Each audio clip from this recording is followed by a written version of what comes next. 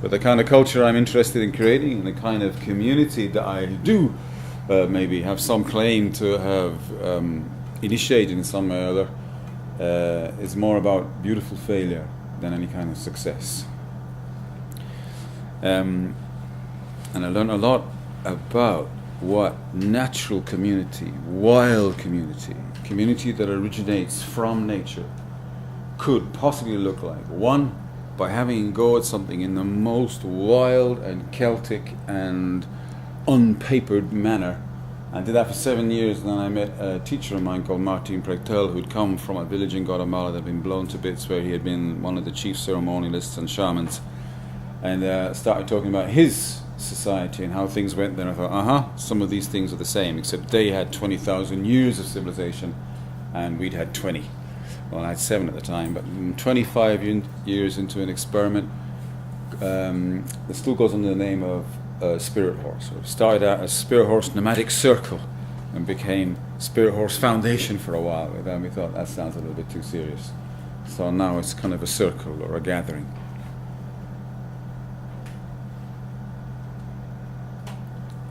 We're at the end of our civilization. Outside the windows here, you get a fairly good picture of what the end of a civilization looks like. Here we are in the middle of Manchester. Nothing wrong with Manchester. I was brought up in inner city Birmingham myself. It looks more or less the same. It doesn't look like that. It's a different kind of thing going on there. All those pictures are going on. You can see I came from inner city Birmingham and went to a wild valley in Wales and started doing that. That's my house there.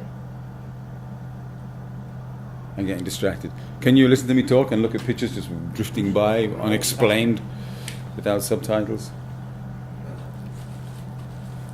I was brought up in a big city, just like this one. And even as a child, I would look at the cars rushing on the streets. I look at the greyness, at the blankness of it all, and wonder, where are these people rushing to? Why are they doing this? I mean, later on I found out they're going to work. To these terrible jobs and offices and factories in those days. No one works in factories anymore, but they used to when I was a kid.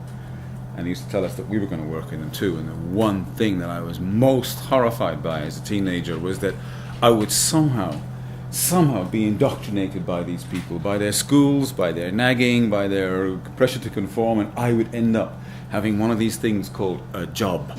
And I would have to go along to one of these buildings and either sit in the office that ran the factory, or worse, still be in the factory, or there was some other just possible thing about going to university and having some better life where I came from.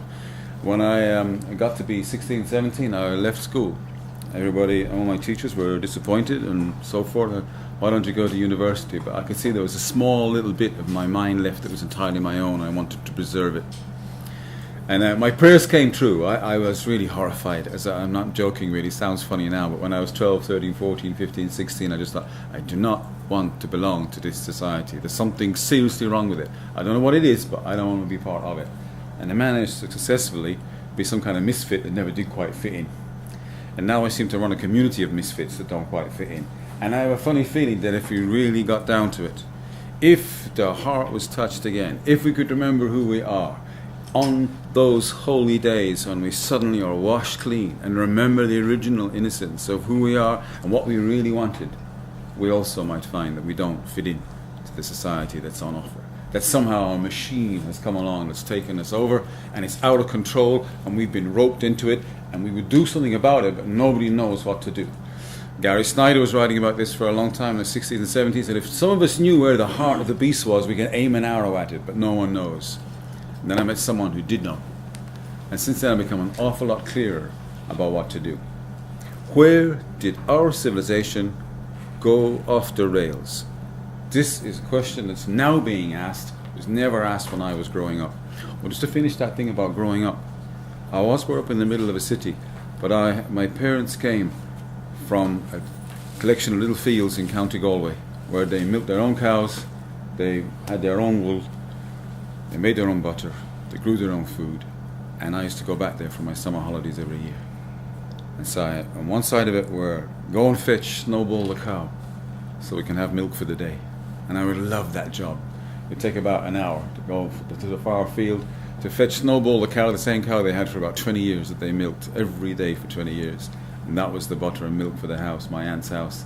And then I would come back to a place that looked just like outside the window here, and my feet would ache, and I used to cry with the pain of it, from the change from walking on soft ground to walking on hard ground, and the hard pavements of Birmingham. And as a child, I used to weep for 3 whole days at the return to living in a city, and to wonder why. To be sent to school, to be sent down these hard streets, among factories, among places where nobody really wanted to be. And I longed for that home that seemed to me full of colour and life. It was my summer holidays when I was a kid, but it sowed a seed in me. I thought, that is how I want to live. That's home, where you can touch the grass, where you can smell the flowers, all that, where you can drink the water. So I wasn't really sure what to do about it all. I almost, in my 20s, somehow or other, got in danger of joining in. And I decided after a while that maybe I should do something other than hitchhike around and kind of more or less beg for a living. So I became a carpenter. And then I discovered I could make things. And I started for a while making cupboards for people in London and working on building sites. And that seemed to bring a bit of freedom, because it meant I could go to the Himalayas for 6 months at a time, come back and do a little bit of work and be free of this society, and have as little to do with it as possible. And I'm not saying like that I hated it or anything, but that I was looking for something else, and that something else would not let me go until it got to the time when I was 32 years of age, and I thought, right, I have to do something different to this. I cannot say that I want to join in with this. I kind of have, a little bit. People say, oh, do you enjoy your work? I say, no. What we're doing and the way I'm living has no meaning whatsoever. Going off to the Himalayas has some meaning. Going off for the weekends to do Buddhist and meditation courses has some meaning. I discovered what that people call Shamanism. We'll talk about that in a minute. And going off and doing sweat lodges, that has some meaning. Playing music, poetry, being in nature, those things. And a friend of mine accosted me and said, if you like all those things, why don't you just do those things and not do anything else? And then about 2 minutes later I thought, he's right. He's right, we have to do what we really love doing. I thought, what the hell's that? How am I going to get by with that? So that took a little longer to work out. It took about 3 days. I thought, right, from now on, I'm not going to touch anything or have anything to do with compromise. What I do for a living, what I make, what I say, has all to do. I was young. I'm old now. But I'm talking about youthful idealism. Has to have love in it. Has to have a care. Has to have it has to somehow be part of my deepest longing. As Rumi said, bring your mouth close to my ear and speak only of that you truly long for. I thought, what do I really want? So I sent a little message out to the world. I said, I'm no longer available as a carpenter, but I am going to take anyone who wants to into the hills. We're going to make a few teepees, a few yurts, a few Bedouin tents. We're going to find somewhere to camp, and we'll set up some kind of nomadic university. And I just thought it'd be great. Put everything on the roof of a big truck. We can go anywhere, and it will be like somewhere where we can drink the water, next to the forest, cook on an open fire, have the highest teaching. I knew some very good Buddhist teachers at the time. And then I thought, well, I could fill in the rest myself somehow or other, and manage to do something with ritual, and manage something with story, and find a way to discover the roots of culture and to begin to practice something that would look and feel truly feral, later become something wild, and later that would be some kind of way to connect deeply with nature. I didn't have all the ideas, just had the urge, and I followed it. Many people can make life-changing, world-changing decisions with their lives, but they make the mistake of thinking that a huge vision will appear that they have to follow. You will be much more likely to be pushed into something by a suffering that you can no longer bear. That's what happened to me anyway. People have said, oh, Shivam, looking at this is I was looking at pictures of a place that's 25 years on that came from the seed that I'm talking about. But people think, oh, Shivam had a great vision of how it's all going to be. I didn't. I just had a feeling of, I'm not prepared to do this. It's so much easier to know what you don't want to do. But anyway, it so happened, I tried camping here, tried camping there, tried this field, tried that field. There was an angry person there, there was a difficult landlord there was a bad smell over there. And having made a flyer saying, this event, these camps will take place in so-and-so time in July, I sent that around, just scribbled it on a piece of paper, photocopied it and gave it to everyone I know. No idea where it was going to be. And lo and behold, by the time June came, I found a valley in Wales that had a huge waterfall at one end of it, another waterfall at the other end of it. Wild woods still there in remnants, and farmers who said, "You're not bothering anybody down there, just carry on and do whatever you want to do. But you're going to have to give us a few pound, innit?" I said, "Well, how many pound?" He said, "Well, now you're talking. Do you mind if we speak in Welsh for a minute?" I said, "No, not at all." And they spoke in Welsh for about a minute, the sons and the father, and they said, "Well, you're looking at £75 a week, innit?" I said, "Done, great." But I didn't realise when we made that first deal. We stuck with that deal for a while. I said, "Look, it'll just be a few teepees. They'll look a bit strange, and people will be doing meditation. They'll wandering around the field looking like they lost their watch or something. Oh, you get on with it, what you like down there, isn't it? Drink from the mountain stream down there, isn't it? You work away." Friendliest people. I don't know how this valley appeared, all these people, but something seemed to. Now, later, I think there was some huge, I don't know what it is, a matrix or a net of life that weaves these webs, and something was saying, "That little red-haired Irish nutter down there, we're going to use him." Not so much that I'm going to get what I want, but something said, if he's going to do it, then we could, let's just kick him into action. I went off on several vision quests. Excuse me talking about myself, I did apologize in advance, but I don't know how to tell this story. To find out what true purpose I might have, it seemed like a good question in my late 20s.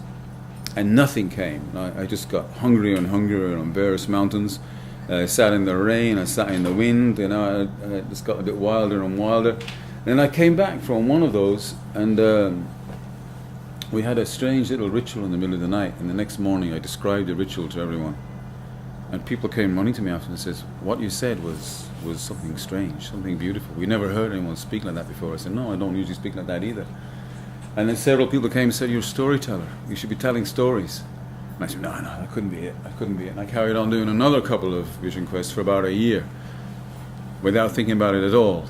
That no, I couldn't be doing that, couldn't do that, couldn't do this. Until a girl came, a French girl, I remember the day, she jumped up and down in front of me and says, "What do you mean you're searching for purpose?" And she literally jumped up and down in front of me like 2 feet in the air, bouncing up and down and said, "You're a storyteller, you're a storyteller, you're a storyteller, you're a storyteller, you're a storyteller." I said, "No." I was a very, very, very slow learner. But a time came where this valley was going to be hired. The Welsh people had an idea that we were going to come. We made a kind of deal. I didn't see it coming. We ended up buying the entire valley, but that's later in the story. That's when community started to arise. But I knew that I wasn't qualified as a teacher. I was too young and didn't know enough. I couldn't pay enough to teachers that were qualified. Some of them didn't even exist. So I had some very fine Buddhist teachers, but I didn't have anyone that could teach the roots of culture, the old pagan stuff. That would come later. And they said, "You have to do it yourself." But I did have the idea that a certain kind of speech was required, and they would have to relearn the language of the heart, and that we would have to use ritual and ceremony. And that storytelling would be a part of it. And that if I could find the old bedrock stories of a pre-Christian culture and told those stories, that out of them would arise a certain language, a certain way of being, a certain nobility, a sweetness, a poetic way of relating to ourselves and to the world that sounded prayerful and was prayerful, and it would touch that part of us that had been asleep for a very, very long time, for about 5,000, 6,000 years, that could be awakened, and that could be the beginnings of how ritual would work. Later I thought, and that's how community gets created, but I didn't have all the pieces at the time. So I went off to pray on top of a mountain, asking for that particular kind of speech to come.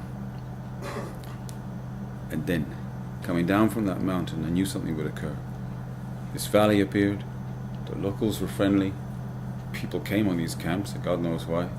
I started to tell stories, not to teach anything, but to tell stories. Originally old Celtic Irish stories, and then later I found Russian, and then I found it was the same story being told everywhere all over the world. Stories like Cinderella that have 10,000 more layers of meaning than people realize. The ancient story about the one who does not fit into society, but does fit into the great plan. The one who's still connected to natural beauty and natural virtue.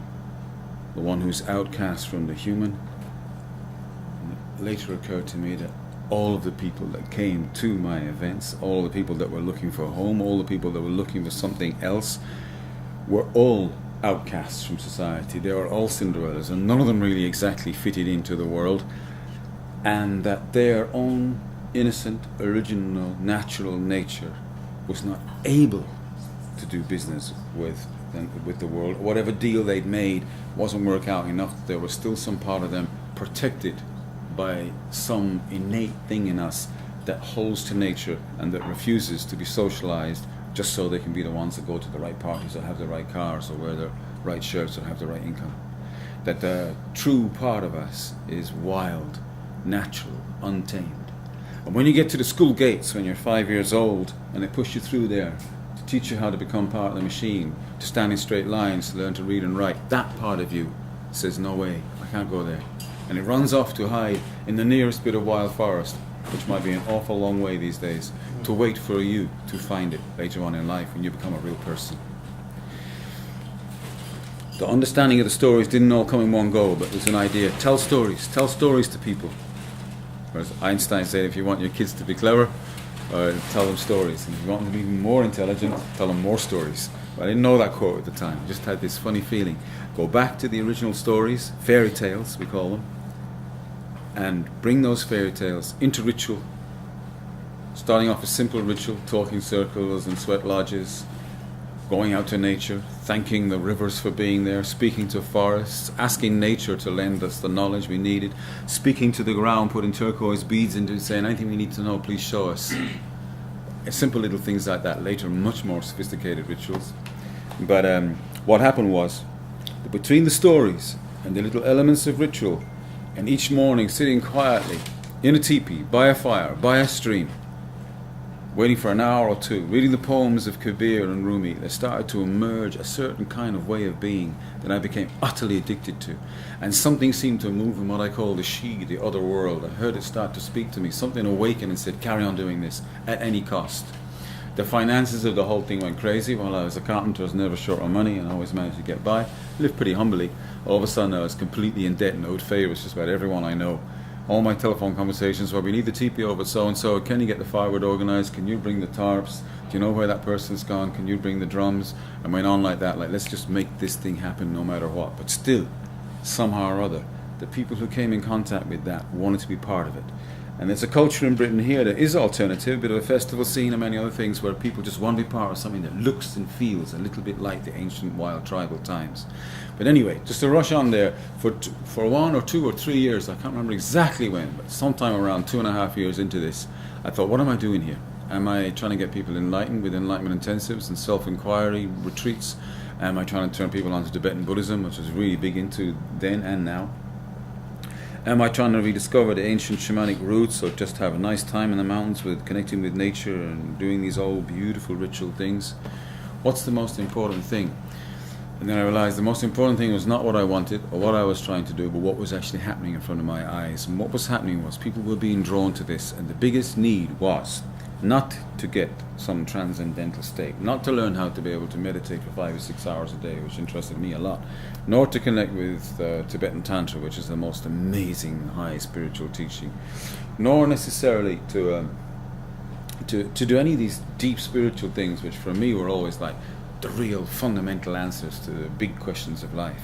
But people weren't coming for that. They were coming a little bit sort of drawn towards that direction, but they didn't want too much of that. They wanted something else. What do you think it was? Huh? Drugs? No. Places to smoke weed. But we'll get there later. No, I didn't have any drugs whatsoever at my events. Not even some of them. You weren't even allowed to drink tea. Things have changed, but we're talking about the big. Stillness and inner peace. No, not stillness and inner peace. That's what I thought people wanted. They didn't. Gossip. Connection to nature. Gossip's getting nearer. Party's getting nearer. Community. Just community, meeting like-minded people, and people would go a long, long, long way out of their to do that. But to get the like-minded people, there had to be something deep going on behind it. So there would be times of retreat when everyone would face the music and meditate, or face themselves, or do something that was deep and spiritually demanding, and then it'd be the hangout time afterwards, and then the gossip would come in, and then talking about each other, and people wanted to be a community, and that was the big need, and I resisted it for a long time. I'm a loner, I don't care about people. Human beings are like mixed up and dangerous. What the fuck do I want to do with them? I'm only interested in the ones that want to do really deep stuff. But I caved after a while. I caved because there's something kicking me in the ass. I don't know what it was. Some divine thing said, no, this wants to happen. And let it happen. And then I was sitting in front of the altar. I was always big on making big, altars on the earth. With stones and sticks and statues. I'm praying, making a place where the gods could sit should they decide to come and join us. And there came a point I thought, wow, we're not trying to get people enlightened. We're not trying to get into meditation. We're not trying to transcend. There's no particular need to go deep. This is it. We're arriving. We're here. What people want is community. I don't want community. They do. But together, we could make culture. If these people are coming, I could see where the stories are going. I could see where ritual was going. I can see where people's enthusiasm was going. And you've got to learn how people can pull together and work together. I thought, we are actually creating a culture here together. And the people started to come year after year and stick with it. And then it became like, oh, that's the men's teepee, that's the women's teepee. This is the children's space. This is the prayer we say before fire. This is the little offering we make in the stream before we take a bucket of water out. And those things started to build up and build up until after a while we started to look like an indigenous tribe that was actually really doing something. And those things almost like just leapt up out of the ground. I didn't really teach that stuff, although I had learned quite a bit about it.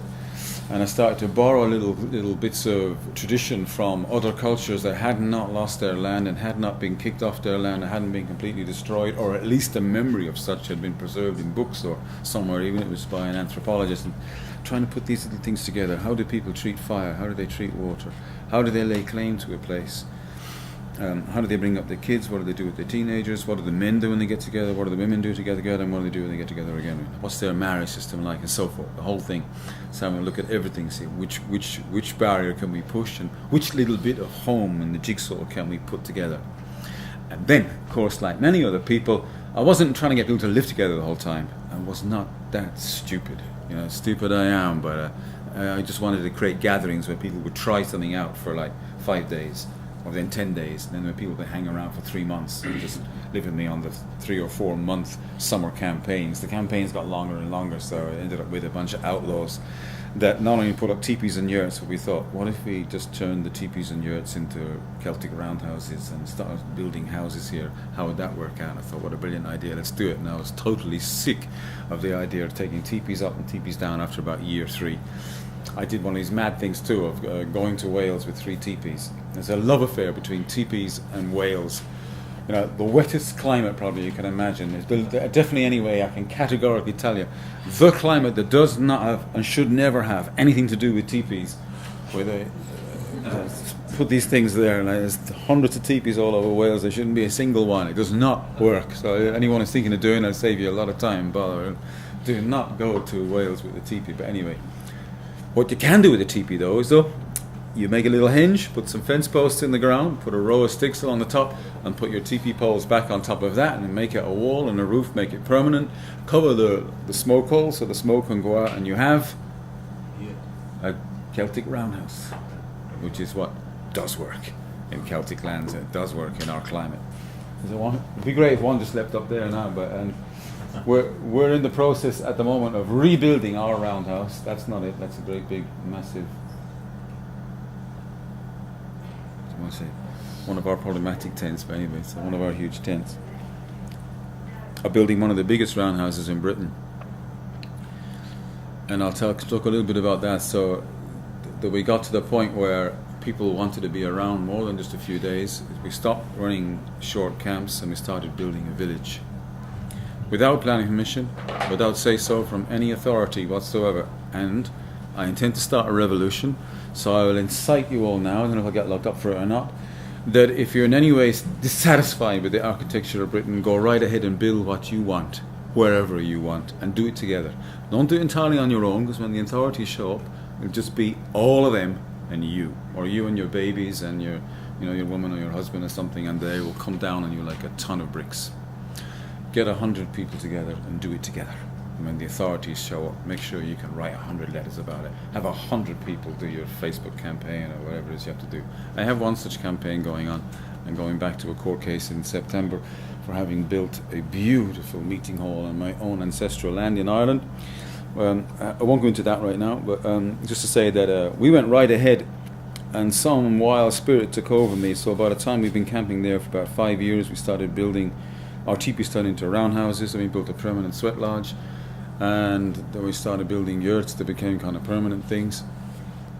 And then we started to build a huge kitchen, Viking mead hall we called it, out of tree trunks, a massive building. That one didn't have so much luck with that. By that time, the neighbour down the road started to get a little bit anxious about who's in control of the valley. Was it this bunch of hippies with their alternative culture, or was it like two farmers, that ran the place? We didn't have their farming grants pouring in and all the rest of it. We were operating always on a shoestring budget. But one way or another, did manage to build the guts of a village in this valley in Wales without any permission whatsoever. Storming ahead, and many people said to me, "Why, Shivam, what are you doing? Why are you building all these things?" I said, "I don't know. You build them first and you find out." You do. You only again. People talk about the visionary thing. Many people say, "Oh, we've got a plan. Yeah, we're going to have like 24 yurts in a circle there. We're going to buy the house over there. It's going to cost $4 million, and we're going to have a workshop program and invite Carlos Castaneda and everybody else to come and run workshops. And we're going to try and raise 40 million to get the project off the ground." Well, we started with more like £4, and I lost that on the way on the Indian restaurant in Birmingham. But we started with whatever we had. It was £100, £100, it was £200. Whoever showed up with some money, whoever showed up and wanted to buy a workshop, whoever came and said they wanted to work. From then on, it's that anyone who comes over the horizon is put into the project. There was no big vision. As far as I can see, you only get shown the next bit. You just like what you're going to do tomorrow, what you need to do this week, and okay, let's make a plan for next month as well, and see you next summer. And with me, it was always we worked away in this valley here. That's my little house again, by the way. 15-foot diameter, smoke pouring out. It's absolute paradise. I've built at least 3 houses. I'll call that one the third. You'll see the third one you build is the best. The other ones are 25 times bigger. That's our men's sacred meeting house there. I've been there now for 25 years. But we ended up with the guts of a village, one way or another, was basically Celtic roundhouses. And by that time we'd worked out, you got to have a sacred house for the men, don't you, boys? They're too frightened to speak up here. And yes, there was a sacred house for the women as well, of course, at the same time. But we kind of made sure that one's over there and another one's over there, and a river running between them. And that's one thing I save you a lot of time on too. That's a really good thing to go for. If you haven't got a river handy, just find something else. But and what do you do with those things? Well, we just finished one of our summer workshops. Just to digress a little bit in case I'm giving you too much history, where it's a workshop that we started and began to a retreat kind of thing 25 or 6 years ago, I think, since we ran the first one, where we pick a fight between men and women. This is how ritual works, okay? So everyone knows that men and women don't see the world the same way. Some cultures are so clever that they even have separate languages. My teachers comes from the Mayan culture, where the Mayan language is a completely different set of words for men and for women. So the word for this is completely different. If you're a man, it's that. If you're a woman, it's something else. So they're really clear that men and women live on a linguistic different plane. But we have a shared language situation, which sometimes leads to trouble.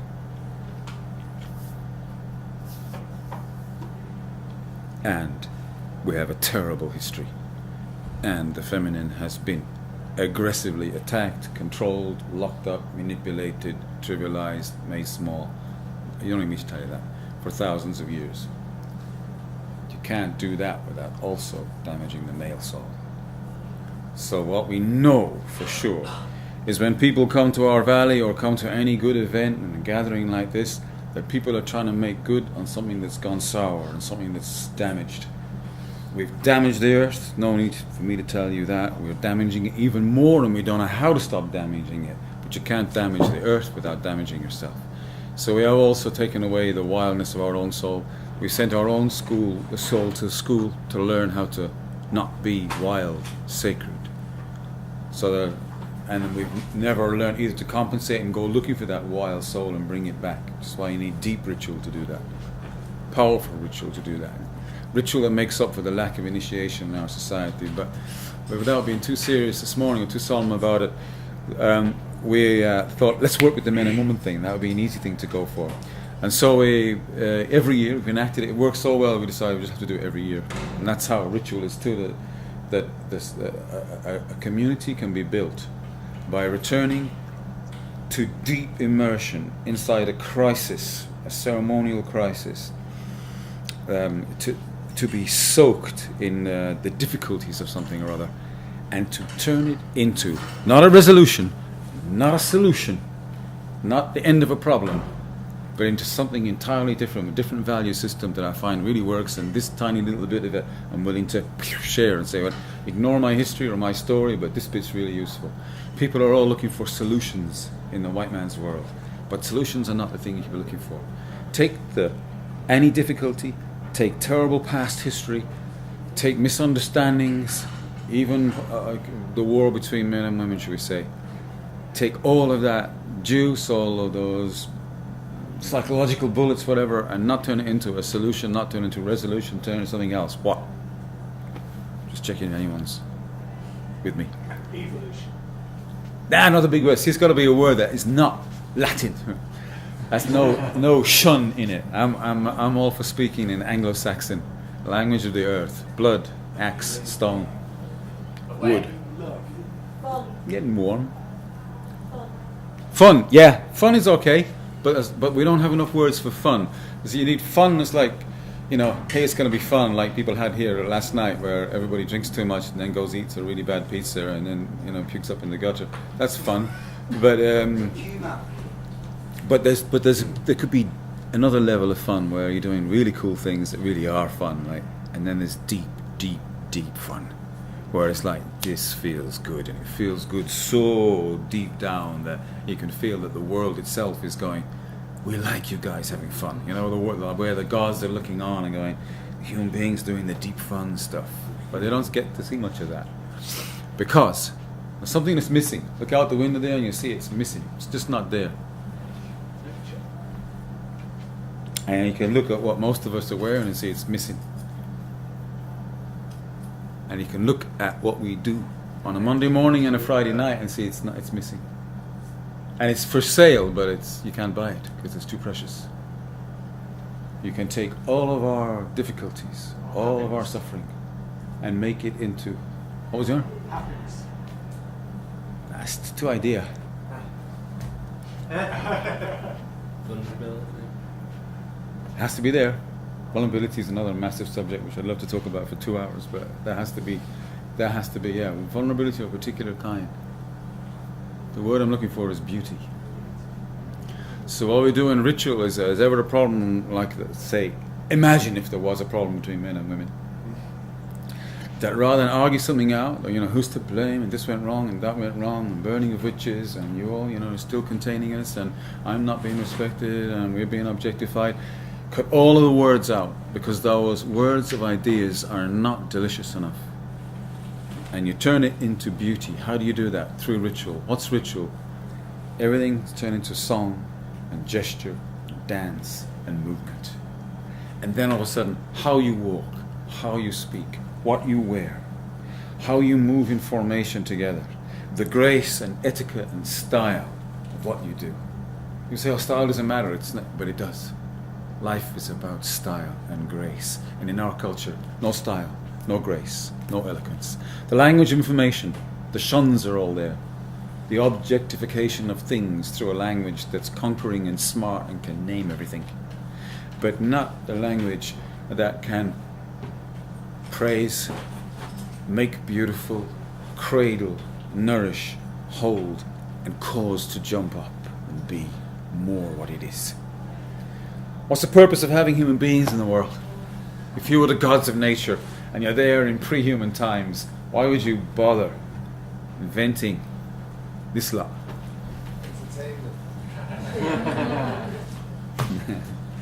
Actually, there's an old stories and old myths that the gods invented human beings. Of all things, you would never guess it unless you're like went deep into these cultures. But to manage the weather. But they can't do that with you. That can't be done unless you ritualize. Many cultures have rituals, or agricultural societies got into it. Rituals to try and manage the weather that work. But we stopped doing rituals how long ago? Not that long ago. Not that long ago at all. So you can see a bit of a curve where the less ritual, the more weather goes out of control. That's a hard idea to sell to people who want hard facts. Industrial revolution. Yeah. Industrialization. So we had, So if we were going back there earlier on. Where do you aim the arrow if you want to kill this demon? It's out of control. Western civilization going crazy, destroying everything. How many species and how many languages have been wiped out since we had this little conference that Ollie's pulled together? And just this weekend, goodness knows what's been destroyed somewhere. Probably some tribe by now has lost their language, lost their rituals, lost their way of dress and their customs, and it's gone forever. And at such an alarming rate.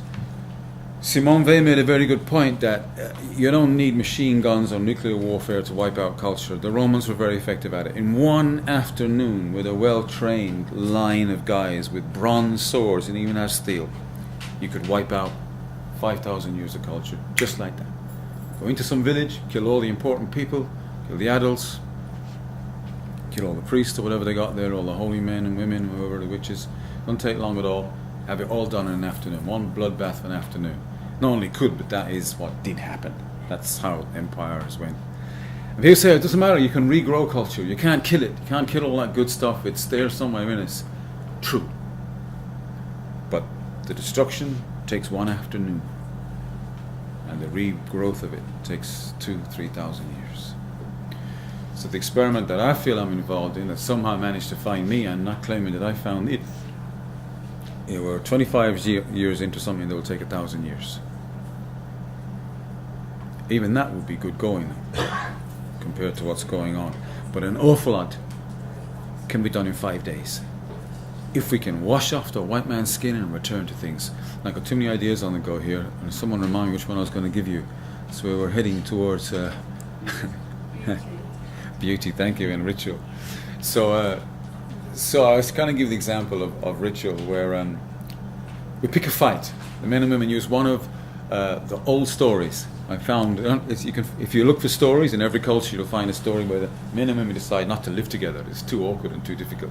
They're usually very funny, quite humorous, but they got a real thing underneath it. And so the men storm off and make their own village, and the women stay in the other one, and the woman's village becomes incredibly beautiful, and the male village becomes quite beautiful as well, actually, but well fed, and the spears get longer, but then the fringes on the dresses over there also get more and more exotic, and the jewelry gets more, and there's more bell ringing going on, and feminine things start to get really feminine, and masculine things start to get really masculine, and then it turns out that the women start to find all the best berries and all the best things that they like to pick somewhere in the woods just behind the men's village, as chance would have it, even though they got another 10,000 million square miles to play around with. But there's little paths made around the back of the... And it turns out you might as well wear your best dress when you go that way, because, it might get cold later on, and this courting in play starts to happen. So I thought we'll take that story and we'll try it out. So we pick a fight. And it's usually the guys, usually me of course, who've done the storytelling bit and say, "Oh, fuck this shit, I'm not living with women anymore. You guys come with me," and then just like you, all the men stand up here now and go, "Yeah, let's go." And we're off, right? We're living inside ritual already. It doesn't make sense. We're not being sensible. We're all suffering from a terrible disease called making sense. Far too much sense, and everybody is way too much in control. Out of fucking control. That's where you need to go into, or something that just has a majesty and a beauty of gesture to it. And then if you are going to pick a fight and you are going to stand up ceremonially, I can't teach white guys how to do this, but you just storm off in the most beautiful way. There's a certain way of moving your ankles and a certain way of twisting and a certain I'm just going to do it now. And then when women see you storm off with a bit of style, already the beauty starts to happen. Already it's kind of, kind of miss having those guys around, but then we all fake it, like We can live separately. So what we do there is women retreat to their own sacred house, or the women's lodge as we call it. After we've kicked you out. Yeah. After they've proved to us how little they need us around and how better it's going to be without us, and the men storm off. And so for a while then the men all live together. Eat, sleep, everything. You go for a piss without every man knowing, how long you took. It's like we're all just there together, and then we start telling the old stories together. First of all, feed the fire. It takes about an hour to light a fire. Everybody praying over it, everybody offering something to the fire. Nothing taken for granted. Fire is not regarded as a thing when you get into real culture. Fire is a being. And if you drink enough ayahuasca, you learn that straight away. These things are alive. They're living presences that we can't objectify and make into things because they are actually our parents. We are born out of them. Everybody here is a son and daughter of fire and water. Those are, so to call them fire and water is like this thing and that thing. But in an ancient sacred language or in a proper culture, fire and water would be ancestral beings of the highest order. And to have real culture, you have to be able to go to a stream or go to the well or something and know that this cool, shimmering liquid, this melted ice, plenty of ice in the universe. Only one place where we know there's plenty of melted ice at a certain temperature. This particular planet of ours, full of liquid water, which is what makes it such an amazing place. All of us are born from that amazingness. Science can, you can read about this anywhere. In fact, anyone who's been even in elementary education knows this stuff scientifically, but nobody feels anything. No one has any reverence.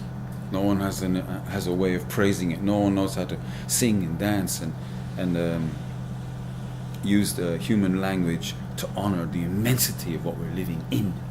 And so we live in a dead world that is not ecstatic, doesn't have any need for ritual, doesn't have any need for praise, doesn't have any need for the human voice or any, except buy and sell water. How much it costs, how many liters, nothing about who it is, nothing about its ancestry, nothing about its beauty, and nothing about how it's moving in us, or its femininity, or its motherliness, and so forth. And therefore it becomes something like we're polluting water. But in a real culture, it's impossible to pollute water, any more than it would be to kill one of your own relatives. You're related to everything. So when in ritual, everything is made a relative, everything is made close, and you recreate that intimacy with nature, which for us is the hardest thing, because we have the ideas here, well-meaning people can get the idea of it, but for it to become a living experience is a different thing. You have to practice it. So you have to praise fire, give it something to eat. Praise water, give it something to embellish its beauty. And then what happens? How can you make fire more beautiful than it is? How can you make water more beautiful than it is? You can't. But in the attempt, human beings reconnect with their own beauty. So none of this need make sense. And I'm not trying to sell it to you as a sense-making way. But maybe you can get that there's an ecstatic beauty that is a way of life that is natural to us. Because what I'm saying here, every single one of you sit in those lodges and do this stuff, all of you will find a little piece of home if you haven't already. All of you somewhere has a bone that's like, yes, I was waiting for that. All of you know in your liver, in your kidneys somewhere, this is how it should be. All kinds of people have come and gone, and some of them are like dragged along by their girlfriends. You should go and do some of that sacred man stuff. It's good for you. It's good for our relationship or whatever. And they're like, I'm not into this shit at all. Now sit down there. We're just going to pray to fire for a minute. You don't have to bother. And by the time we've done a day of that, everyone is doing it. Everybody's like sitting on the earth together, sitting around a fire. You don't get warm by it. It's just there for its beauty. Getting smoke in your eyes. That's our ancient home. Listening to stories, being eloquent, ritualizing the world, touching its beauty, and in that process becoming more beautiful until it gets to the point where you're willing to pray. You're willing to pray for the male soul, and over there you hope that they're praying for the female soul. But in case they're not, pray for the female soul as well and hope that they're praying for the male soul. And all of a sudden you have a lot of people that are walking around, at least trying to look beautiful, speak beautiful, and touch every single thing with beauty. When it comes to cooking a meal, even more things. All the things in the food have to be praised and their origins known and their stories known, so that the meal itself becomes a holy thing. That much ritualizing, it's almost impossible to do all of it in one go, so you just do whatever you can. You do a little bit by little bit by little bit. And that, I wish there was a word for fun for that, because that becomes real fun.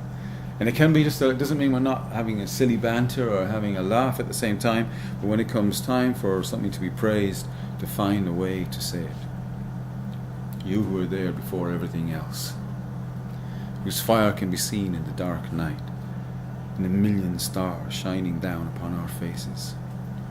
When the coolness of winter comes up the yard, your absence is felt, and in the warm, soft days, abundant, fat and yellow, we feel you. Warmth of fire, ancient sun, now captured in our firewood, spring with flame in front of our eyes. Warm the night for us, be the heart of our story, be a place where we assemble and reassemble all that was lost for us. Come together, leap up, bright sparkling, holy and lovely, warm as sit in the lodge here beside the altar. May the gods come and enjoy this. Start talking like that for a little while. That's the speech is like as the heart of it. And then you're going to, having learned to speak to fire like that and water like that, speak to food like that. And make a little, find a stone and put something that signifies the ancestors there and speak to the ancestors if they're inside your spine and in the world and in the ground at the same time. You start talking between the realms, openly, loudly, using language like that. So we're rubbing shoulders with people who are doing this, and after a while it becomes habitual. And then, the next day, hey, maybe we go and meet the women for a short time.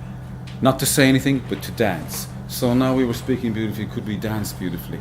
So in our ritual, all we do is that arrange a time, which always goes wrong, and everybody's always 3.5 hours late. Arrange a time where women come out of the women's lodge, meet on a meadow over there about 100 yards away. Men come up from over there about 100 yards, distance kept there, and just look at each other. But look at each other without the white man's trappings. Having learned to walk, and having learned to hold your head proud and to completely embody what it is to strut as a man. Who remembers how to strut as a man here? Women are better at it. Women are a little bit, can switch on a bit more. Women, for some reason, haven't suffered as much in some ways. Terrible. That's not comparison, but you know, in many ways, men have been robbed of so much. Not allowed to wear anything except uniform and functional stuff. Supposed to talk functional, be functional, fix things, mend things, invent new programs, fix cars all the fucking time, join armies. Never asked to dream. Never asked to strut. Never asked to dance. Never asked to just be beautiful. Never asked to live out their vision. What's your vision? Are you living it? Where's your adventure going? What have the gods said to you lately? Yeah, no one gets asked that. Women get a little bit away with some of it. At least allowed to wear something that flows and looks cool. At least allowed to embody beauty. Why aren't men supposed to be beautiful? We're always joking in this war that men are more beautiful than women, which is true. It's true and it's not true. It's not true, but it's good to say. And it raises the bar. And you think women are beautiful, you see them when they're fighting with men who are giving it everything they've got to be beautiful. They, of course, they usually beat us on a few fronts, but then we usually beat them on a few fronts. Men cannot sway like a woman, but men can create ritual and poetry and song just as good as any woman, and sometimes better. I'm always saying this, that poetry is extremely important for men. Poetry and a kind of the shaman, poet, songwriter. Women can write poetry, do write poetry, can be just as eloquent, but they don't have to be. You can do other things. You can sway beautifully, can dance beautifully, can have babies, mother beautifully, can love beautifully, but men have to have poetry, have to have some singer-songwriter part of them has to be there. That's why in the 60s they had that thing. All the bands with all the guitars writing all those songs, the Beatles, the Rolling Stones, what were they? Men doing something that hadn't been done for ages. Making no sense, strutting around just for the hell of it. They discovered they had hips and playing rock and roll. And what happened? The girls loved it. But again, girls can do that, but you don't have to. The woman is just perfect as she is. The man, he's perfect, but he's got to have a guitar or something to do, stick in his hand, an idea that's got hold of him, or some art form that he can put himself into. Woman doesn't need that. She can do it just as well, but she doesn't need it so bad. So those revelations are not like my fancy opinions. Those are things that I saw from doing these rituals decade after decade, from putting women over there, men over there, and say, what's the real difference between us? What's the magic? Because we're in a homogenized culture now. Everybody has the same rights. Who the fuck wants rights? To live according to your nature and to be in touch with your nature, such that you feel the beauty, the staggering beauty. That is the magic. And then to see the staggering beauty of the other, to be in touch with your own, and then the two beauties start to spark off each other. And then after you do that stuff for 3 or 4 days, you sit down together and feast with such majesty. You think, wow, we're sitting here with women, eating the same food.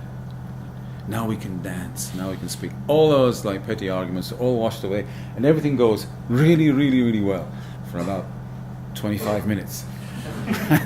And then it all starts again. So what's the point? The point is just to be beautiful and to try. Without it. So this talk was like, I'm trying to think of a way to talk about all of these things, but what happened was, from doing rituals like that and then doing other ones for 10 days at a time, 5 days at a time, 10 days at a time, people coming together, living in a very simple way, no electric, being close to the ground, a lot of meditation, a lot of poetry, a lot of speaking beautifully, a lot of getting dressed beautifully, a lot of going off to the lakes and mountains in the night time, make offerings, talk again to the night sky, talk to the earth. That seemed to bring people together. We did not have what many intentional communities have, is a manifesto, a common religion, anything written at all on paper. I'm against that idea, nor any kind of rota as to who's going to cook dinner or who's going to wash up or anything like that. I tried a little bit to make everybody do a little bit of everything when I first started. Everybody should share washing up, everyone should share in the cooking, everyone should share in chopping the firewood, everyone should do shared work. What do you think happened? The same people did all the work, and the rest of them. And the rest of them, yeah, anyone that's any good ends up going around kicking the asses of people that are no good. So I hit on a brilliant idea. And yeah, this is another little gem that will save you 25 years of struggle if you're young and hopeful and you want to set up some kind of, I don't even like, that's white man's language, intentional community. But if your own tribe starts to form, if you're looking for your tribe and you just meet a few mates and you think, hey, we could hang out together, wouldn't it be great? It won't be. But there's no harm in trying. But what happens is people try to do things in a democratic way, and all these ideas that do not work have such a hold on white people. They're so far away from growing food and being with the water and the fire and the green and the rock and the original time. So far away from, so lost, so having lost the ecstatic path so long ago. We try and organize ecstasy. We will all be together in this way. And it doesn't work. The best thing to do is to let people be as they are, and to treat them all like Cinderellas. Let people follow their own nature. Some people will wash up for everybody, run a fantastic kitchen, enjoy cooking dinner for 50 other people, sit down to it'll be candlelit, flowers on the table, and they'll say, welcome folks, here's supper. And other people will not do that if you cut their toenails for them for a decade. Some people will build, some people will do big things, some people have an eye for detail, some people will do absolutely nothing, and they're good for nothing and always will be good for nothing. What are you going to do with those people? No, that's what you do to public health officials. You just let them be. You let everybody be. And you accept the inequality. Life's not fair. Oh dear, if you haven't learned that life's not fair and you're over the age of 7, something's seriously wrong with you, And there is something wrong with us because we impose our ideas on each other instead of accepting how people are. People are not good, pure and wonderful. They are not loved by the gods. Human beings are a dangerous race. Look at what we're doing. They're tricky. They're awkward. If they're held by culture and the culture is good, they can be beautiful. They can be really beautiful, but human beings need culture. Their original nature is mysterious and unknowable. What they do with that original nature can be held by culture beautifully, but for that you need to have something that I'm telling you takes thousands of years to do, and it needs to be guided by wisdom. And it needs an initiation. Young people can't just be allowed to do whatever they feel like. You need to bring the knowledge that we are connected to everything else, and that whatever we do, we also do to the earth and to water. You need to know that, otherwise you end up destroying the world, which is exactly what we're doing. You will know them by their fruits, as the Christ said. You can see, we do not understand the natural world, we're making a mess of it. We understand only how to manipulate it, but don't understand how to revere it. So in a real culture, you have the reverence there, and that reverence can go on forever. Yeah, life might be a little bit harder, not so comfortable, not so depressing, not so isolated. Everybody have to move together. But just to go back to that point, to let people be as they are, but to hold them with culture. And the way to do that is not to make rules, but to have a time set aside that seems to be a waste of time. Doesn't get any wood chopped, doesn't get any the jobs done, doesn't get anything built, where everybody is intensely involved in making something so beautiful that even the gods want to come down and eat it. Where at the end everyone feels spent, worn out, tired, sang all the songs, did all the dances, spoke all the holy words, placed all the things there, fetched everything needed fetching, put everything back into the ground and needed, all jobs done all the time. They end up with nothing. End up with a beautiful space. And for the people, the recognition that even that idiot over there has never washed a plate in his life and never done anything useful, wants to be part of that beauty. And then you accept that those people are just like the way they are. These people over here are highly creative and always doing the right thing. These people over here, somewhere in the middle. Let everyone be the same, but give them something like you can get your village idiot, and you have to have a village idiot. So if you haven't got one, you have to wait till one shows up. Won't take long. There's always one. We're looking for a village idiot. Anyone like to do it? Yeah, can I do it? Yeah, and he'll do it all wrong just to prove he can't even be a good village idiot. You know? Really hard. You get people like that, but then you say, right, we've got our village idiot, so we don't have to look at it's occupied. The position is occupied. You know? So then you don't have to keep revolving, because if you get rid of him and say, look, we can't have people like you around here. You're too lazy. You're too stupid. You do everything wrong. Get rid of it. Another one pops up straight away. Like, can I be the village idiot instead? So just have your own favorite idiot, you know, and accept it. If you read about all cultures, they knew about this stuff, you know, and they said, we have to have those kind of people, those kind of people, those kind of people. So if you are interested in community and are interested in being together, gotta have people of all different ages and all different abilities. You can't say, oh, we're only going to have, you know, this slice of society. The whole thing has to be there, and the whole thing has to be held and respected, and your idea of culture has to be big enough to hold all that. And then where on earth are you going to get your map from? Heaven knows. But pray hard and do beautiful things. And I would say ritual is one place. This has to be relearned. And I know most of you here have no idea what I'm talking about. Say, ritual, what is he on about? I'm trying to give you that idea just from the sacred man, sacred woman ritual that we invented, or that came to us somehow or other. But a time that is an artificial crisis, where all these offerings have to get done, all these dances have to get done, all these words have to get spoken, all these stories have to get said, and all that stuff gets put together, and then the people dance it all out somehow together, and then when it's all over, you get nothing out of the experience, but something somewhere has been fed, and people can see and trust and love that underneath it all there's a beauty there. There's an original wild dancing beauty, as beautiful as that lovely Cinderella girl that I was talking about there half an hour ago. The part of us that belongs to the wild, belongs to the holy, and isn't really too good at the social side. The social side with human beings is always going to be a mess, because in the words of Martin Pretel, human beings are fundamentally insane by nature. We're anxious creatures. Hands up who's not anxious. Hands up who's never been traumatized at all. This doesn't, you can't be born into a human society. You can't get through the first 7 years of life without trauma, without, from an innocent child place, having to make some desperate decisions about what the world's about and who you are and what the others are about. Desperate stratagems to survive. Psychologically, we're so sophisticated. Our soul is so, all that spiritual, sexual energy that we have there. We're mysterious beings, but it's impossible to be a member of a community without there being difficulty. If you ask anybody, everybody's like, I'm alone, there's something wrong with me, I don't quite fit in, Everybody's got that story going on. We somehow manage to, find ways to be reasonably courteous to each other and to pull along and to carry on making all the mischief that human beings are up to. But somehow to go back to that place, like you mentioned, that's extremely vulnerable, where you can ask some 16-stone, bloke who's never done anything but fix cars in his life and say, oh well, we need someone to bring the roses and put them next to the waterfall. Could you do that for us? Oh yeah, sure. Yeah. And you see someone like delicately like putting flowers into water and saying, and don't forget to thank the water. Oh yeah, sure, yeah. And they'll do it.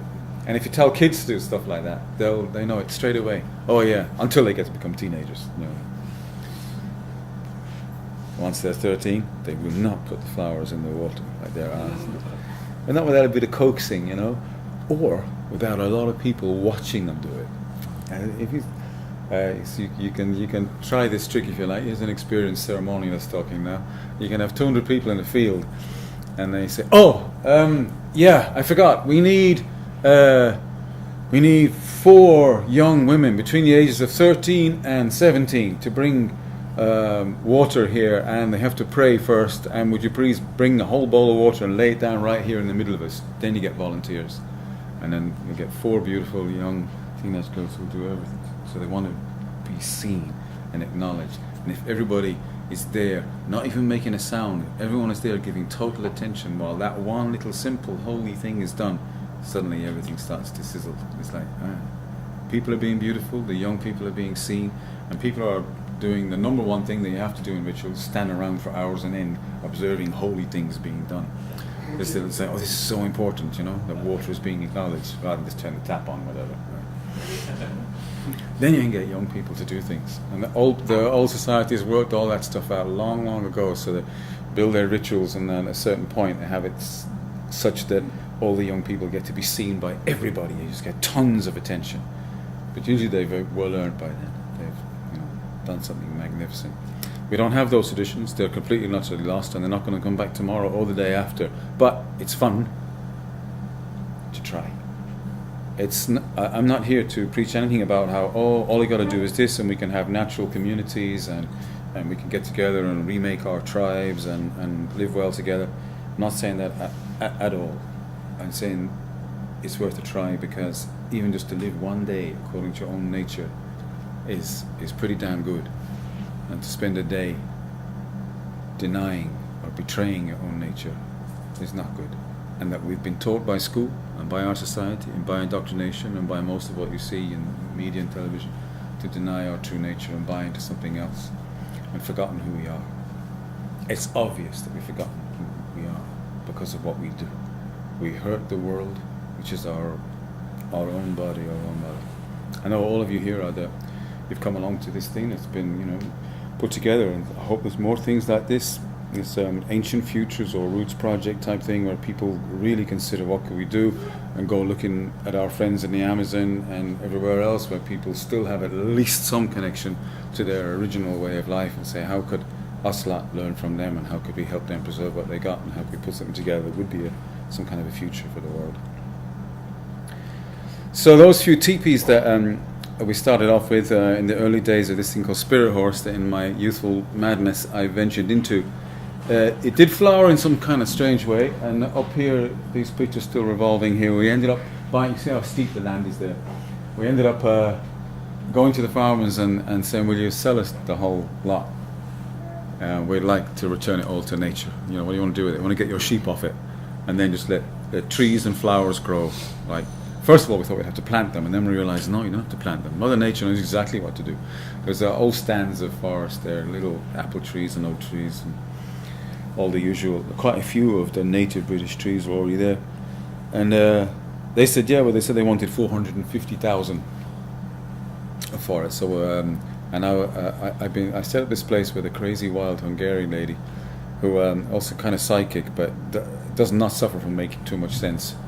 And I say 450,000. She said, "Vivo pay!" And I was still going to knock them down to 200,000 too much, as far as I could see. And we didn't have any money anyway, not anything. I've been running all these as me building things and staggering around our roof. And that's my good friend, who happens to be an English vicar.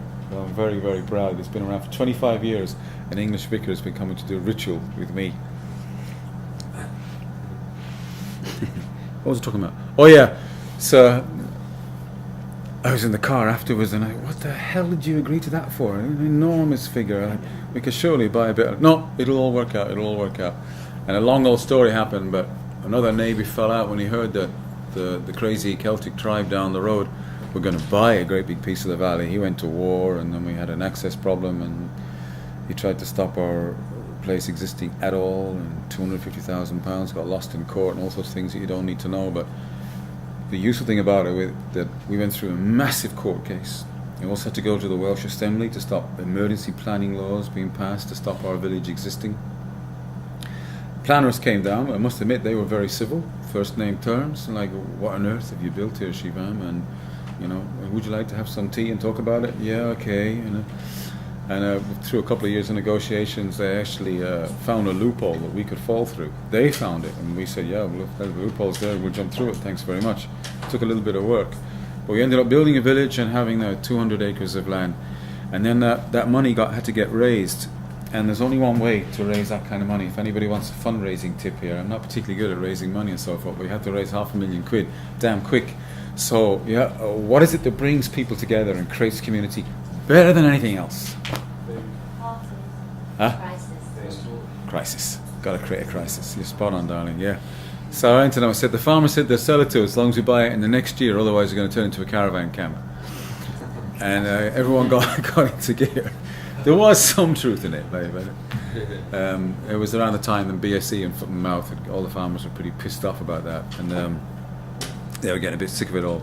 So it took us 10 years, but £20 by £20, we started to auction off this, that and the other, and sell things to each other, and create little false, strange little economies where I would go for a holiday in your house and you come for a holiday in mine and so forth, and then we raised £500,000. That if people are doing something together, almost miraculous things can happen. It's not that big money, but no millionaire came in and just gave us a lot. In case you think that's how projects get started, it was £20 at a time, maybe 1,000 here, 500 there, 200 there, and in the end, people were happy to chip into that dream. So that now we end up with a little kind of Celtic-style village, if you like, with all kinds of pagan, Buddhist, and every other kind of wild and beautiful culture welcomed in there, with 200 acres of wild forest growing in its own way, returning the land to the original face. I say, give it back to the goddess. For many years we had a little shrine in the middle of the village, and I would go there and make offerings and say, one day I'm going to try and give you your original face back. We can buy the land and then it's all yours. I don't pray at that shrine anymore. Now that shrine is completely covered in flowers and brambles, trees, and the hazel tree that used to get nibbled down. Because in Wales you have one thing that we do not need any more of. The whole country is covered from one end to the other in sheep that do nothing except soak up taxpayers' money and keep them. But if you take those sheep away, only in a year or 2 or 3 or 4 you see the land return to itself. Flowers, trees, not the odd flower or tree, thousands, tens of thousands of trees return. The land just suddenly starts to say what it was always saying before. So we're living in the midst of that, and a few more years ago, we got 7 years into that now, and another 7 years go by, we're going to need a machete to go and visit each other as the jungle is returning.